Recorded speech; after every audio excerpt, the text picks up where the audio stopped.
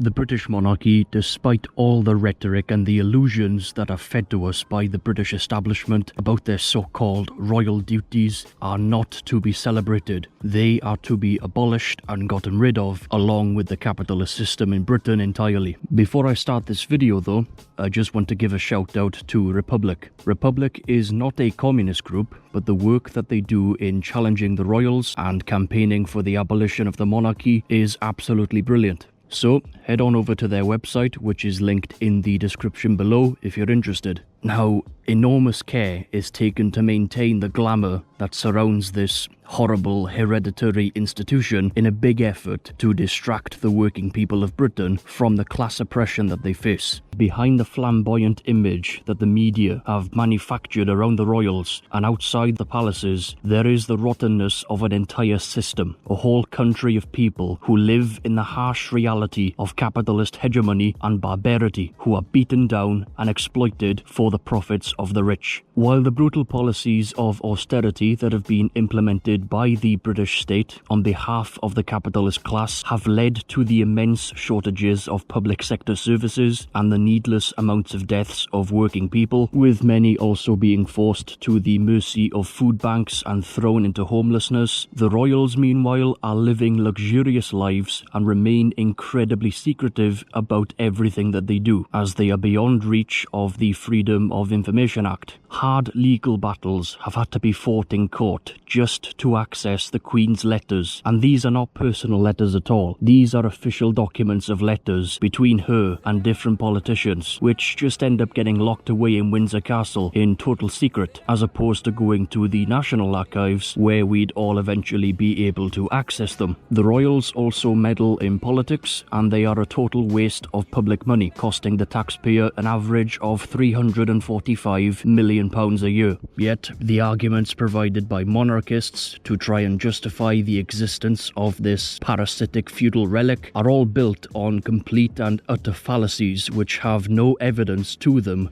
whatsoever. Now, despite the British monarchy maintaining its popularity with a whole host of fairy tales, it remains the case that the monarchy and the House of Lords combined are totally undemocratic institutions that are both unelected and completely detached from the people of the country. They're essentially the last remnants of feudal society left in Britain that have just managed to integrate into bourgeois society. First and foremost, many people would start wondering why we have a monarchy in Britain to begin with, and the reason is actually quite complicated. In the late Middle Ages, especially in Europe, capitalism was slowly developing, and elements of capitalism were starting to come about. Even though capitalism didn't exist at this time yet, it was developing under feudalism. The bourgeoisie was starting to become a class, and the proletariat was starting to become a class as well. The feudal nobility was being challenged by the developing capitalist class, as their interests demanded a completely different kind of social structure. But because there were all kinds of different restrictions on economic activity under the feudal system, which made building capitalism impossible under the current framework, this was what led to the intense class struggle between the capitalists and the feudal nobility. This was basically what led to the wave of bourgeois revolutions like the French Revolution of 1789, for example.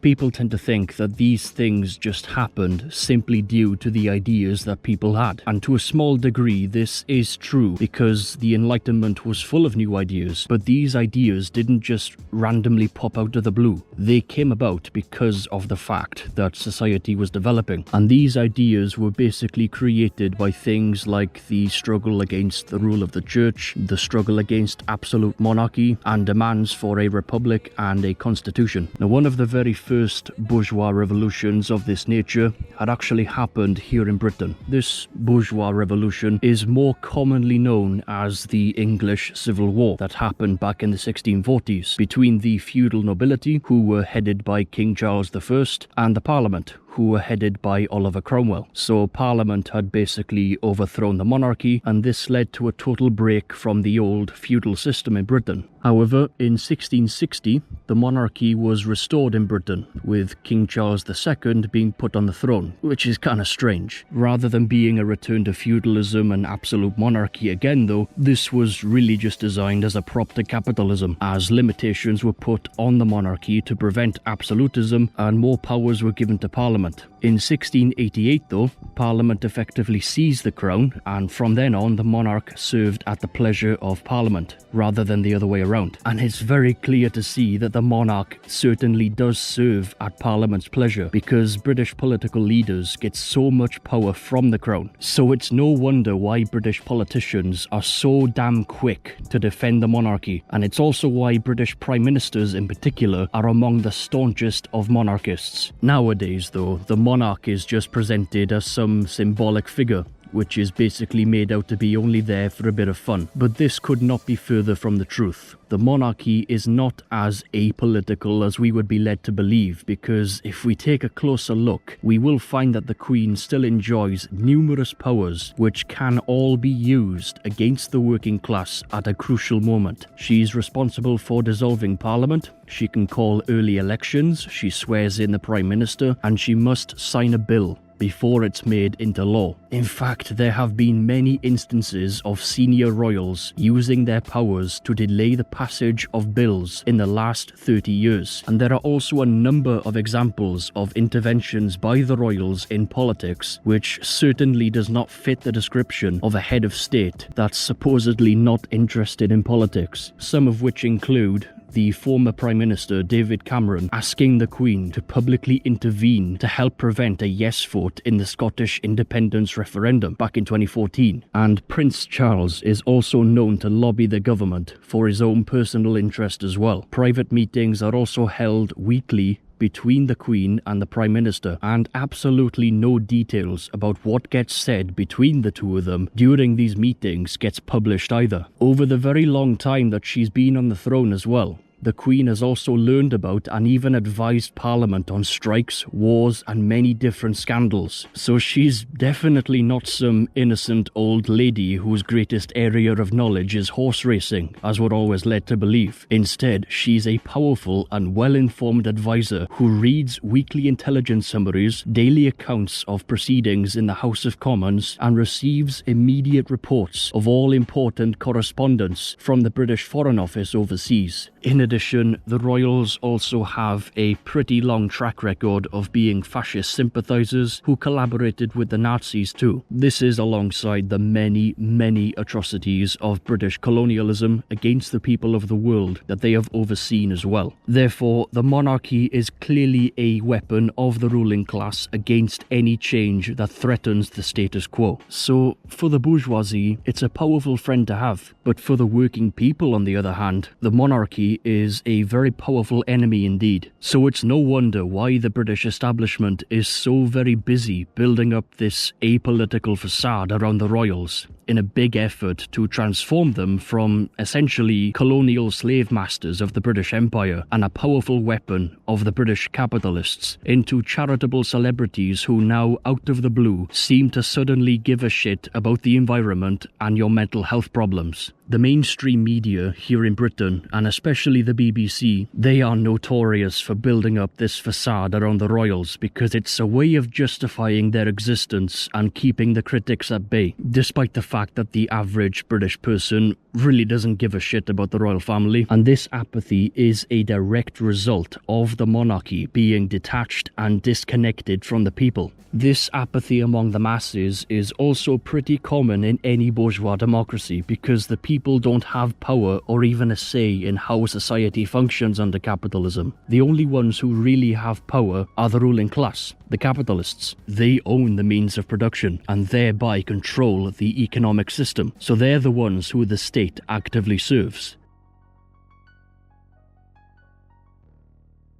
The most common fallacy that I've heard is the claim that the British monarchy is somehow a positive thing for the working class because it stimulates the tourism industry and brings in lots of money. This is basically the same old trickle-down economics nonsense that gets peddled by conservatives when you point out the core contradictions of capitalism that always lead to crises of overproduction, which of course are all very catastrophic for the working class and their communities, while the capitalist class on the other hand always finds a way to get even richer. What actually brings tourism into Britain are things like the countryside, old architecture that's been around since the Industrial Revolution or even earlier, the history of the country, things like Chester Zoo, Stonehenge, the Roman baths, the Brecon beacons, the market towns and small villages, all the coastal paths and so on. Where I am in Wales, which is a small country just west of England and across the pond from Ireland, the tourism industry is currently one of the biggest employers here, and literally none of it revolves around the monarchy whatsoever. It tends to revolve around the history of the country, the Welsh countryside, as well as different national parks and so on. All of these things are also far more successful than Windsor Castle, which is the only occupied royal residence that gets open to the public now and again. But even so, when we look even closer at the idea peddled by monarchists that the royals somehow bring in millions of pounds, which will then just somehow trickle down to create more jobs and general wealth for the masses, it's very easy to see that within the conditions of capitalism, the opposite is true. The vast majority of people see very little of the money that gets brought in by tourism and big business in general. The only ones who really benefit from all of it are the capitalist class, the ones who own the means of production and profit from the exploitation of workers through extracting surplus value which these workers produce. These capitalists also hoard a lot of this wealth in offshore bank accounts too, which funny enough the Queen herself also uses for all her private wealth. The best that many ordinary working people can hope for under capitalism are just an increase in 0-hour contract and minimum wage jobs, which have shit conditions and provide next to no security whatsoever, with barely enough of an income to live off. Moreover, with the monarchy gone, all of the mansions, the palaces, the land and all the papers they leave behind will still be around, and we'd be able to do a lot more with these things without the monarchy there, combined with being able to expose all of their dishonourable deeds that they've currently got locked away in secret to the public as well. Even in republics where monarchies were overthrown, the palaces and the mansions and the land they left behind are still there. In France, the Palace of Versailles is still there and it's open to tourists. Even in the Soviet Union, the palaces that the Tsarist monarchy had left behind were all still there, but they were all transformed into things to benefit the people of the country. Even in bourgeois republics where socialist revolutions happened, like Cuba for instance, all of the mansions and the casinos that Batista's cronies and all of the landlords left behind when they had fled to the United States, they didn't just vanish. They were transformed into things to benefit the people. So the unrealistic and quite frankly childish mentality of these monarchists is absolutely hilarious, because the fact that they basically think that everything will just shrivel up and die after the abolition of the monarchy means that they really need to question whether they're actually living on planet Earth. Because, this is not a fucking Disney film. The British monarchy is an undemocratic feudal relic, and the monarchists who defend them are essentially bootlickers to say the least. Rather than being apolitical, like we are always led to believe, the monarchy actually represents a real threat to the working people. And alongside being a real expense for the taxpayer, the monarchy is also a hereditary institution, which really just makes it totally indefensible, because the head of state should be democratically elected, not someone who is in a position of power with no accountability whatsoever purely because they were born into it. This is why the monarchy and the House of Lords should both be abolished. Even if you're not really into politics, anyone with a rational mind can understand why any hereditary institution is indefensible. But unfortunately, monarchists do not have a rational mind, which is why they spout nonsense. Britishness. The monarchist belief that the royal family represents Britishness can also just immediately be unravelled by the fact that British workers have much more in common with the workers of other countries than they do with their own establishment. Take the fact that nothing was mentioned in the British media about the massive strike against Modi's right-wing government that happened over in India last year, for instance. British workers have far more in common with those Indian workers and farmers who went out on strike to fight for their rights than they do with a load of aristocrats. And I've even heard these god-awful monarchists say that it's unpatriotic to want to abolish the monarchy, when really being a Republican, and not just a Republican but also a communist, is actually very patriotic by definition, because you're not only showing love for the people of your country while recognizing the common struggle of the workers of the world, but you're also fighting on their corner and striving to improve your country as a result. As the Black Panther leader Fred Hampton said, quote, "Socialism is the people. If you're afraid of socialism, you're afraid of yourself." Close quote. Although I respect what Republic is doing, the liberation of the proletariat will not come from the abolition of the monarchy alone. The proletariat can only be liberated through the overthrow of the capitalist class, the overall destruction of the capitalist system, and the building of socialism as a transitional phase to work towards communism. This means working people taking over all means of production and conquering political power by establishing the dictatorship of the proletariat, meaning a dictatorship of the working people over the capitalists. There has got to be a revolution to get from capitalism to socialism, and the way in which this happens can vary, be it an armed uprising, guerrilla warfare, a general strike turning into a mass movement that then overthrows the government, or even the least likely avenue of a workers' party getting elected and then dismantling the system from there. So this revolutionary process